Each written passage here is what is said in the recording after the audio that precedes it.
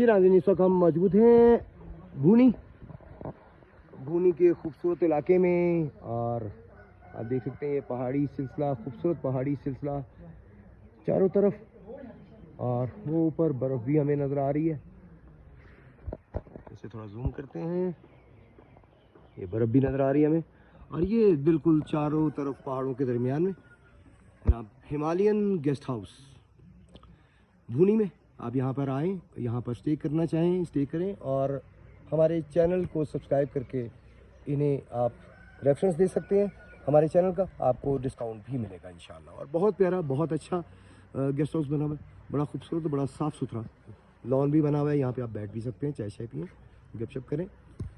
तो चैनल को सब्सक्राइब करें और डिस्काउंट हासिल करें इंशाल्लाह। जल्दी मिलते हैं आपसे कंप्लीट वीडियोज़ के साथ।